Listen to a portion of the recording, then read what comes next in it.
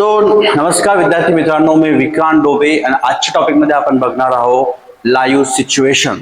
खरं तर हा जो टॉपिक आहे स्पोकन इंग्लिश मध्ये शिकवला जातो. लाईव्ह म्हणजे काय होते, प्रत्यक्षात आपण जे बघतो त्याला आपण लाईव्ह असं म्हणतो. म्हणजे आपल्या डोळ्यासमोर ऍक्च्युअल काय सुरू आहे तर हे सांगण्यासाठी आपण प्रेझेंट कंटिन्युअस टेन्स म्हणजे स्ट्रक्चर आहे subject plus am is are plus VING plus object या स्ट्रक्चरचा वापर करून आपण प्रत्यक्षात काय सुरू आहे हे आपण सांगू शकतो. तर मी त्याला नाव दिलं लाईव्ह.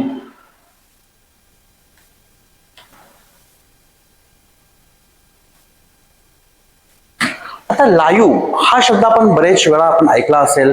लाईव्ह मॅच सुरू आहे. पण live match, what is the meaning of live match? Live means an action which is continue at the moment. म्हणजे एखादी ऍक्शन या क्षणामध्ये सुरू आहे तशा वेळेस आपण त्याला लाईव्ह असं म्हणतो.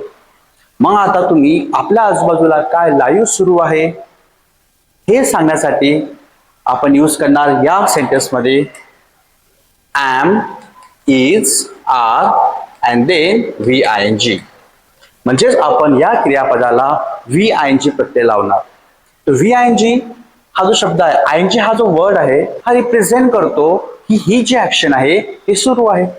And am, is, are, these are the helping verb represent that this action is continue at the moment. म्हणजे आता सुरू आहे हे सांगण्याचं काम हे हेल्पिंग वर्ब करतात.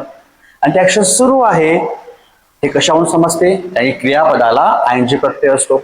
फॉर एक्झाम्पल, मी आता शिकवत आहे म्हणजे या प्रेझेंट टेन्स मध्ये माझं शिकवणं सुरू आहे. तर अशा वेळेस मी म्हणणार आय एम. मी असं पण म्हणू शकता की मी एम म्हणजे या मोमेंटला आय एम टीचिंग. टीचिंग म्हणजे टीच म्हणजे शिकवणे आणि याला लावला मी ING म्हणजे teaching. I am teaching English म्हणजे मी इंग्लिश शिकवत आहे ऍट द मोमेंट. मी बघू शकतो की फॅन फिरत आहे म्हणजे फॅन इज रोटेटिंग. रोटेटिंग, रोटेटचं काय झालं? रोटेटिंग झालं. म्हणजे मी क्रियापदाला ING प्रत्यय लावला. ING वरून समजते की हे ऍक्शन काय आहे, प्रत्यक्षात सुरू आहे.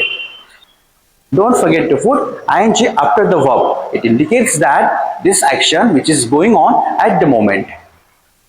आपण अशा बरेच एक्झाम्पल घेऊ शकतो.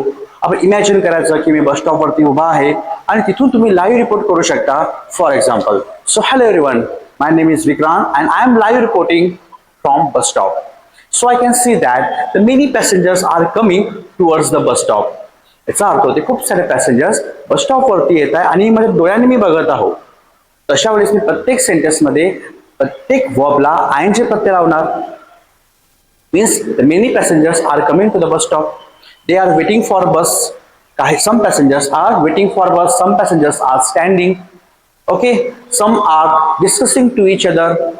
The school students are also coming to the bus stop. They are talking to each other and they are also waiting for the bus.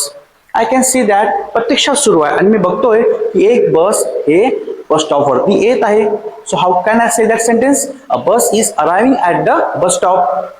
And then the many people are getting ready to get on the bus.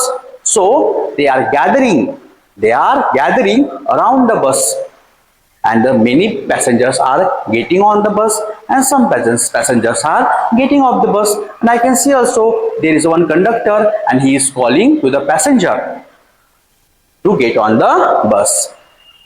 And I can see that there is a canteen at the bus stop. At the canteen, some people are having a tea and breakfast. A man is making a tea. And there are the many vendors at the bus stop and they are selling the snacks and water bottles. And some people are buying the water bottles and snacks from the vendors. There is a man, he is reading a newspaper. जेवढ्या मी तुम्हाला action सांगितल्या सगळ्या सुरू आहेत. अशा पद्धतीने तुम्ही बरेच सारे टॉपिक्स घेऊन याच्यावरती सराव करू शकता. आता मी तुम्हाला बस स्टॉप बद्दल सांगितलं, तसेच तुम्ही स्कूलमध्ये काय सुरू आहे, ऑफिसमध्ये काय सुरू आहे, रोडवर काय सुरू आहे, गार्डन मध्ये काय सुरू आहे, म्हणजे वेगवेगळ्या टॉपिकचा वर रिपोर्ट बनवून तुम्ही प्रॅक्टिस करू शकता.